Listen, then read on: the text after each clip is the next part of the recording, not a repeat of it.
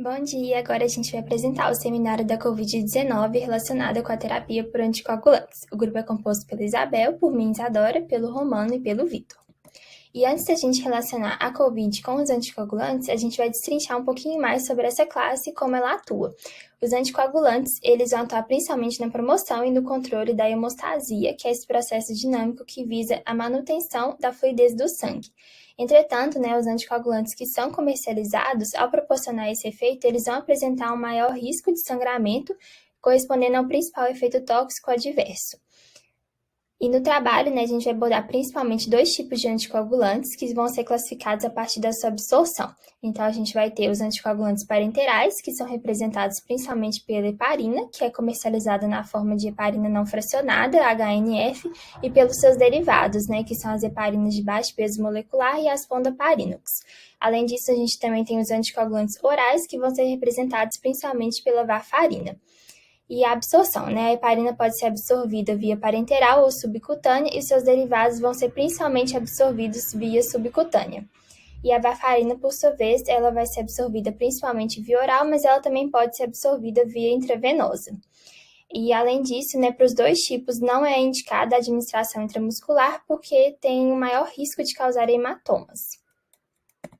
A distribuição, a heparina e seus derivados, eles vão se ligar às proteínas de baixa densidade, às globulinas e ao fibrinogênio, enquanto a varfarina vai se ligar predominantemente às proteínas plasmáticas. E ambos não atravessam a placenta e não são secretados no leite materno, então a administração desses fármacos é segura para gestantes e para mães que ainda estão amamentando. O metabolismo, a heparina e seus derivados vão ser metabolizados pelo sistema retículo endotelial principalmente, mas também podem ser metabolizados pelas heparinases, e a varfarina já vai ser metabolizada pela CYP2C9 no fígado. Além disso, na eliminação, a heparina e os seus derivados, a eliminação é principalmente renal, enquanto a varfarina e seus metabólitos inativos vão ser eliminados pela urina ou pelas fezes. Bom, agora eu vou falar da farmacodinâmica. O grupo optou por falar de dois anticoagulantes que são mais utilizados. O primeiro é a heparina de baixo peso molecular, HDPN. E como que ela vai funcionar?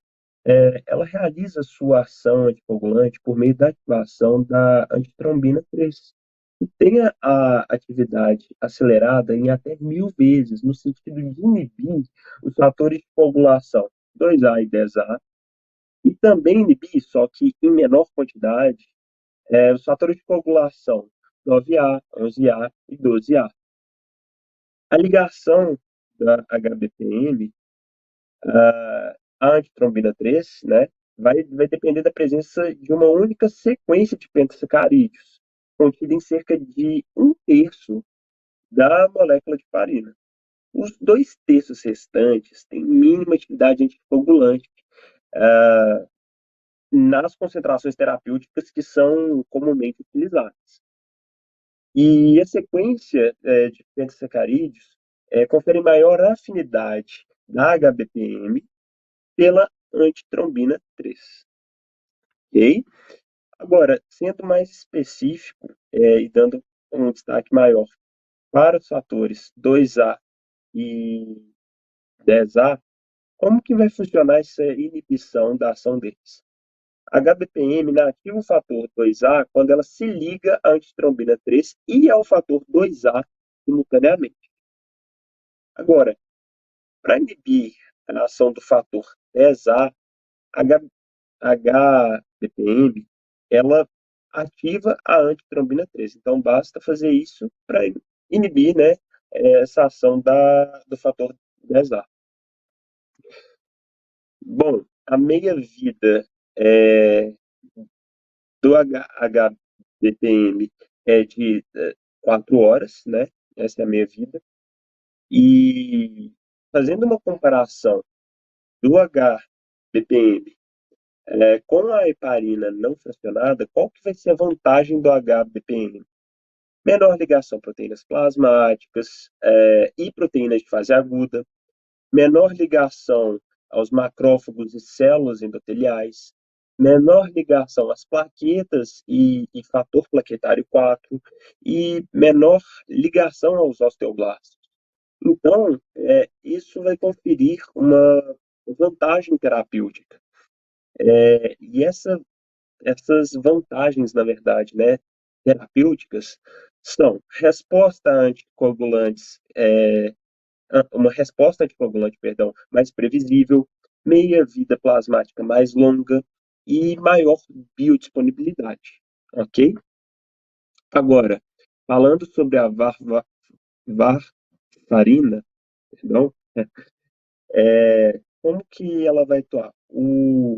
Ela atua como um antagonista da vitamina K, né, inibindo redutases envolvidas na síntese de hidroquinona a partir do epóxito, incluindo os fatores de coagulação 2, 7, 9 e 10, e as proteínas anticoagulantes, C e S, que são dependentes da vitamina K, e o que vai levar à formação de fatores inativos em que perdem a sua atividade e não conseguem se ligar aos locais de lesão vascular, ok?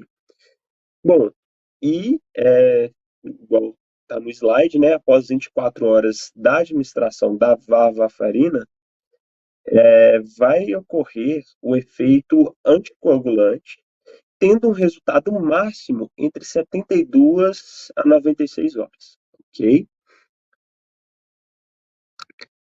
Bom, agora sobre as indicações terapêuticas. Bom, falando agora sobre indicações terapêuticas, começando pela heparina. Quais são as indicações da heparina?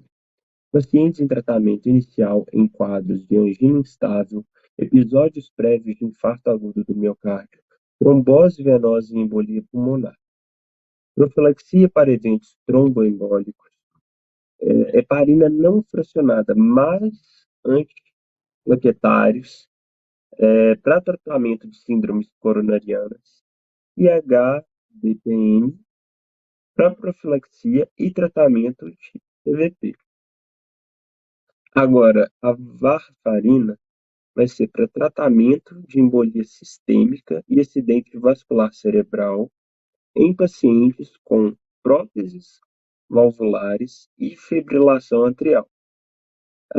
Na prevenção e no tratamento do tromboembolismo venoso, na prevenção primária do infarto do miocárdio e no segmento de pacientes que apresentaram infarto do miocárdio para prevenção de AVC, infarto insidioso e morte. Falando sobre as evidências do uso de anticoagulante no tratamento de Covid, a gente achou uma pesquisa realizada aqui no Brasil, foi chamada de Ensaio Clínico Randomizado Action, e ela foi uma pesquisa muito relevante para o cenário mundial do tratamento da Covid. Ela foi realizada em março de 2021 e os resultados saíram logo que acabou as pesquisas mesmo. Esse ensaio clínico, ele foi realizado a partir de pensamentos lógicos que faziam pensar que, pela Covid ser uma doença protrombótica, iria fazer sentido o uso de anticoagulantes no tratamento dela. Então, a pesquisa ela consistia em 2 grupos, um que houve a administração de anticoagulantes de forma plena e outro a administração de anticoagulantes de forma profilática. Nas doses plenas, foi administrado rivaroxabana, enoxaparina e heparina intravenosa, e já o segundo grupo, que era a administração profilática, foi utilizado só heparina padrão do hospital mesmo. Foram 30 dias de administração desses anticoagulantes, e o método de comparação entre os grupos é um método que chamam win ratio. Esse win ratio consiste em uma comparação, um sistema de pontos, na verdade, que vai comparar a pontuação de um grupo com o outro. Os critérios de pontuação era o tempo até a morte do paciente, a duração da hospitalização e a duração da oxigenação suplementar durante a internação. No final dos 30 dias, houve a comparação dos 2 grupos e dos pontos, e pôde-se concluir que não houve uma diferença significativa entre os 2 grupos, a ponto de se haver a administração de anticoagulante. O autor até disse que as medidas e as objeções iriam ser muito grandes durante essa administração para um resultado tão pequeno. Então, que não seria válido. Com isso, foi-se divulgado que os anticoagulantes não deveriam ser administrados pelo Covid, o que também estava errado, e essa pesquisa afirmou que em pacientes que possuíam fatores de risco ou que havia a necessidade dessa administração, deveria seguir administrando o anticoagulante ou até mesmo adicionar os anticoagulantes durante o tratamento. Mas que em pacientes de maneira sem necessidade e sem evidências de trombose, não havia necessidade de se administrar esses medicamentos anticoagulantes. Dentro dos anticoagulantes, o sangramento é o efeito adverso principal e o mais frequente. Anticoagulantes parenterais, como a heparina, a HBPM e a fondaparinux, são medicamentos que podem causar o sangramento como efeito adverso, e esse efeito normalmente está associado a outras causas subjacentes, como cirurgia recente ou então traumatismo. Existe a trombocitopenia induzida por heparina, e embora a chance seja menor, pode acontecer também com a HBPM e a fondaparinux, e essas complicações trombóticas podem levar até a amputação de um membro. E existem também outros efeitos adversos possíveis, como por exemplo, alguns autores sugerem que o uso da heparina pode estar relacionado à osteoporose. Já os anticoagulantes orais, a varfarina, no caso, ela apresenta também o sangramento, e além disso pode ocorrer uma complicação rara que é a necrose cutânea induzida por varfarina. E existem outros efeitos adversos também mais comuns, como por exemplo febre, náusea, diarreia e dermatite. E com relação aos riscos de uso de anticoagulantes dentro dos de uso parenteral, foi relatada a possibilidade da resistência à heparina, que consequentemente necessita um acompanhamento para ajuste ou não da dose. Outro fator importante é que as mulheres têm 2 vezes mais chance de desenvolver a trombocitopenia induzida por heparina. E os riscos também incluem a possibilidade de desenvolver uma hemorragia potencialmente fatal nos pacientes. Já nos anticoagulantes orais, a varfarina, por exemplo, ela pode sofrer interação com alimentos ou com substâncias medicamentosas, e além disso ela pode também sofrer interação com fatores genéticos, que no caso pode vir a alterar a captação ou o metabolismo da varfarina, e que podem alterar a síntese ou a função dos fatores de coagulação. Isso pode levar também a uma menor absorção da varfarina e, consequentemente, uma redução na eficácia dela. Outro fator de risco é que baixas concentrações de fatores de coagulação podem levar ao comprometimento da função hepática, insuficiência cardíaca crônica ou então hipertireoidismo, por exemplo. E por fim, existe também o risco de defeitos congênitos ou então de aborto caso a varfarina seja administrada durante a gestação. Porém, a heparina e a HBPM podem ser usadas normalmente na gravidez com mais segurança.